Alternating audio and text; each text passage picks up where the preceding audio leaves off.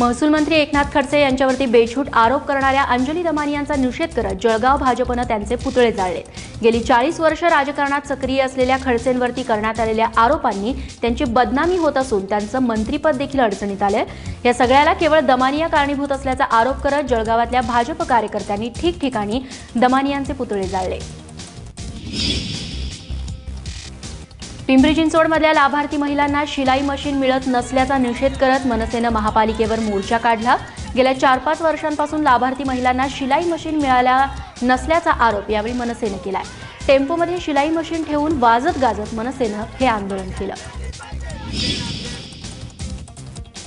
इचलकरंजीतलं दारू दुकान बंद करावं या मागणीसाठी आंतरराष्ट्रीय मानवाधिकार न्याय संघटनेच्या कार्यकर्त्यांनी जिल्हाधिकारी कार्यालयात आंदोलन केलं। कार्यालयाच्या आवारात दारूच्या बाटल्या फोडून आणि शेण टाकून हे आंदोलन करण्यात आलं। जोपर्यंत हे दारूचं दुकान बंद होत नाही तोपर्यंत हे आंदोलन केलं जाईल असा निर्धार यावेळी आंदोलकांनी व्यक्त केला।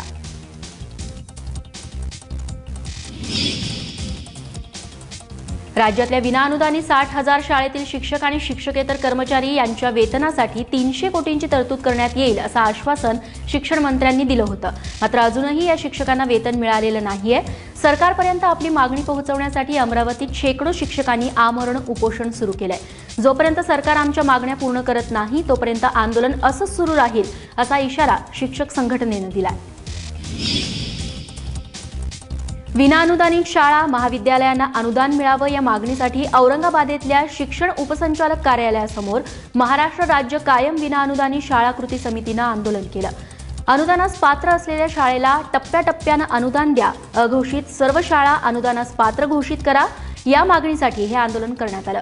वेळोवेळी आंदोलन करूनही न्याय मिळत नसल्यानं हे आंदोलन केलं गेलं आणि लवकर न्याय न मिळाल्यास आंदोलन अधिक तीव्र करण्यात येईल असा इशारा देखील शिक्षक कृती समितीनं दिलाय। रत्नागिरीतल्या जयगड किनाऱ्यावरील जिंदाल पोर्ट विरोधात स्थानिकांचं आंदोलन अजूनही सुरूच आहे। जयगड किनाऱ्यावरती वाळू आणि मातीची भर टाकत बंदर प्रकल्प उभारला जातोय। त्यामुळे किनाऱ्यावरील स्थानिकांचं अस्तित्व आणि व्यवसाय अडचणीत आलेत। त्यामुळे हा प्रकल्प सुरू होऊ नये यासाठी गावकरी गेल्या 10 दिवसांपासून मोर्चा आणि उपोषण करून आपला निषेध नोंदवत आहेत। नांदेड जिल्हाधिकारी कार्यालयासमोर तृतीयपंथीयांनी धरणं आंदोलन केलं। समाजातील उपेक्षित घटक असलेल्या तृतीयपंथीयांना अनेक समस्यांना तोंड द्यावं लागतंय। त्यासाठी सरकारनं त्यांना दारिद्र्य रेषेखालील रेशन कार्ड द्यावं, शासकीय घरकुल द्यावं, पेन्शन योजना लागू करावी या मागण्यांसाठी हे आंदोलन करण्यात आलं। हातात मागण्यांचे फलक घेऊन तृतीयपंथीयांनी यावेळी घोषणाबाजीही केली। सरकारच्या नव्या नियमांचा विरोध करण्यासाठी आणि रेशन दुकानदारांच्या समस्या मांडण्यासाठी बेळगावात मोर्चा काढण्यात आला।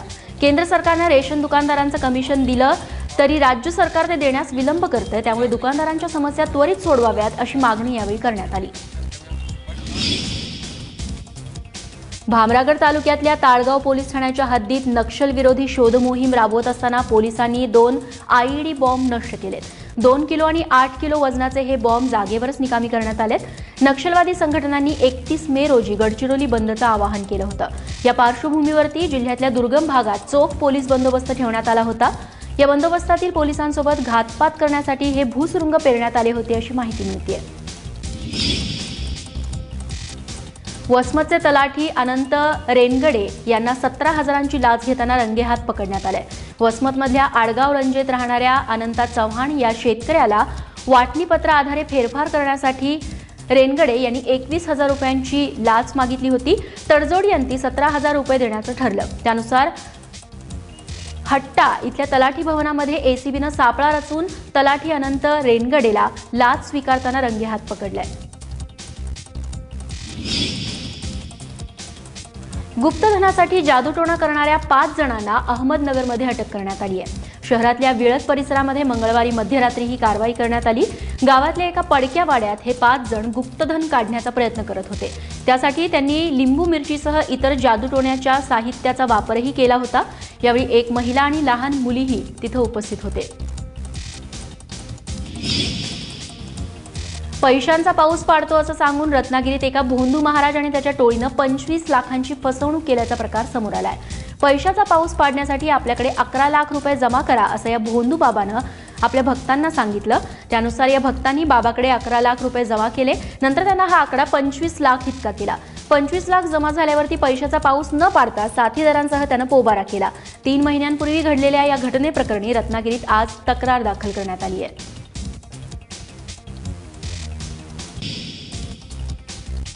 सांगलीतल्या वसंतदादा शेतकरी सहकारी साखर कारखान्याच्या अध्यक्षपदी विशाल पाटील तर उपाध्यक्षपदी सुनील आवटी यांची बिनविरोध निवड करण्यात आली आहे। अध्यक्षपदाची निवड ही ठरलेली होती, मात्र उपाध्यक्षपदासाठी अनेक जण इच्छुक असल्यानं या पदासाठी चुरस निर्माण झाली होती।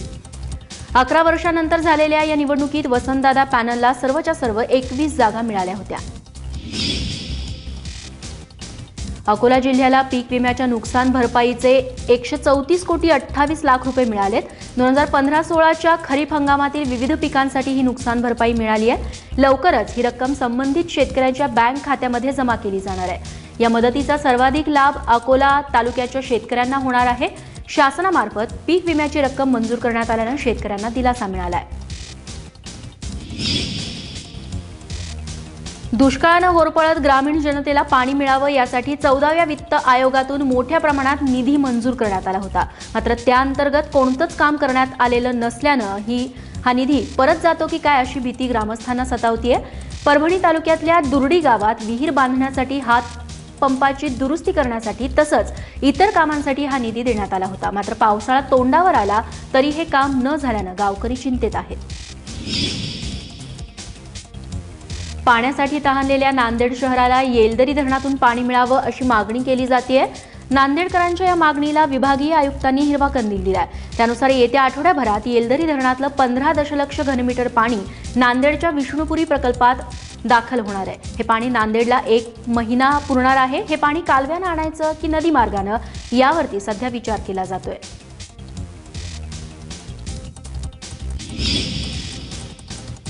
गोंडवाना विद्यापीठाच्या कुलगुरूंच्या स्वीय सहाय्यकाच्या कागदपत्रांविषयी माहिती देण्यास टाळाटाळ केल्याप्रकरणी राज्य माहिती आयुक्तांनी विद्यापीठाच्या जनमाहिती अधिकाऱ्यावरती 25,000चा दंड ठोठावलाय। गडचिरोलीतल्या राहुल महात्मे यांनी माहिती अधिकाराअंतर्गत गोंडवाना विद्यापीठाच्या कुलगुरूंच्या स्वीय सहाय्यकाची माहिती मागितली होती, मात्र ही माहिती वैयक्तिक स्वरूपाची असल्यानं विद्यापीठानं ती देण्यास टाळाटाळ केली होती। त्यानंतर ही दंडात्मक कारवाई करण्यात आली आहे। शिर्डीच्या साई संस्थानातर्फे वाशिम, अमरावती आणि बुलढाणा इथल्या जिल्हा रुग्णालयांना सिटी स्कॅन मशीन खरेदीसाठी 7 कोटी 20 लाखांचं अर्थसहाय्य करण्यास शासनानं मान्यता दिली आहे। वाशिमच्या जिल्हा रुग्णालयात सिटी स्कॅन मशीन नसल्यानं अपघातातील गंभीर रुग्णांना अकोल्याला पाठवावं लागायचं। अनेकदा अकोल्याला पोहोचेपर्यंत रुग्णांना आपला जीवही गमवावा लागलाय। त्यामुळे या जिल्ह्यांना सिटी स्कॅनची सुविधा पुरवणं गरजेचं होतं। वर्ध्यातील पुलगावात असलेल्या केंद्रीय दारुगोळा भांडारात शहीद झालेल्या जवानांसाठी पुलगाव बाजारपेठ बंद ठेवण्यात आली होती। स्फोटातल्या शहीदांना श्रद्धांजली अर्पण करण्यासाठी स्वयंस्फूर्तीनं लोकांनी बाजारपेठा बंद ठेवल्या होत्या। सोमवारी मध्यरात्री पुलगावातल्या दारुगोळा भांडाराला लागलेल्या आगीत 18 जणांचा मृत्यू झाला होता। यात 2 लष्करी अधिकारीही शहीद झाले होते। 1986 साली बेळगावातल्या कन्नड सक्तीविरोधातल्या आंदोलनात हौतात्म्य पत्करलेल्या 8 जणांना महाराष्ट्र एकीकरण समितीतर्फे विनम्र अभिवादन करण्यात आलं। हिंडलग्यातल्या हुतात्मा स्मारकाला पुष्पचक्र वाहून हुतात्म्यांना अभिवादन करण्यात आलं। यावेळी महापौर सरिता पाटील यांच्यासह महाराष्ट्र एकीकरण समितीचे अध्यक्ष वसंतराव पाटीलही उपस्थित होते। घोडे बाजारासाठी प्रसिद्ध असलेल्या येवल्यात घोड्यांच्या शर्यतीचं आयोजन करण्यात आलं होतं।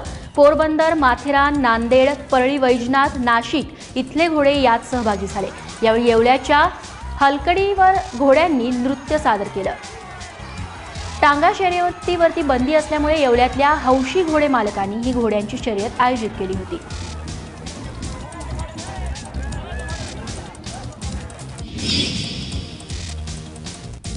येवल्यातल्या राजापूर, ममदापूर, खरवंडी, सोमठाणे, देवनरी या वनक्षेत्रात मोठ्या प्रमाणात हरणं दिसून येत आहेत। ही हरणं पाहण्यासाठी इथं पर्यटक येत असतात, मात्र त्यांच्यासाठी काहीच सोयीसुविधा नसल्यानं लवकरच इथं हरिण पार्क बनवण्यात येणार आहे। त्यासाठी राज्य शासनानं 2 कोटी 2 लाखांचा निधी उपलब्ध करून दिला असून या निधीतून उपहारगृह, जंगलातील पाऊलवाटा, संरक्षक भिंती, सौर ऊर्जेवरील पथदिवे आणि पर्यटकांना राहण्याची सोय करण्यात येणार आहे। सांगली जिल्हा पोलीस दलातल्या 42 निवृत्त पोलीस कर्मचाऱ्यांचा सत्कार सोहळा पार पडला। सांगलीतल्या पोलीस दलाच्या ट्रॅफिक गार्डनमध्ये या सहकुटुंब सत्कार सोहळा आयोजित करण्यात आलेला होता। जिल्हा पोलीस दलात एकाच वेळी एवढ्या मोठ्या प्रमाणावरती पोलीस कर्मचारी निवृत्त होण्याची ही पहिलीच वेळ होती। राज्य परिवहन विभागाचा 68वा वर्धापन दिन रत्नागिरीत साजरा करण्यात आला। एसटीच्या वाढदिवसानिमित्त रत्नागिरीतलं मुख्य बस स्थानक सजवण्यात आलं। तसंच बस स्थानकातून सुटलेल्या विविध बसमधून प्रवास करणाऱ्या प्रवाशांचे आमदारांच्या हस्ते पुष्पगुच्छ देऊन स्वागत करण्यात आलं। विभागीय व्यवस्थापक के.बी. देशमुख यांच्या उपस्थितीत प्रवाशांच्या हस्ते केक कापून हा सोहळा साजरा करण्यात आला। यवतमाळ जिल्हा परिषदेनं गेल्या वर्षभरापासून तंबाखूमुक्त शाळा अभियान सुरू केलंय। या अभियानाचाच भाग म्हणून भित्तिचित्र स्पर्धा आयोजित करण्यात आली। यवतमाळमधील विद्यार्थ्यांनी या स्पर्धेत सहभागी होत शहरातल्या आयुर्वेदिक रुग्णालयांच्या भिंतींवरती तंबाखू विरोधी चित्र रंगवली। जिंदगी चुनो तंबाखू नहीं असा संदेश या भिंतींवरती रंगवण्यात आलाय।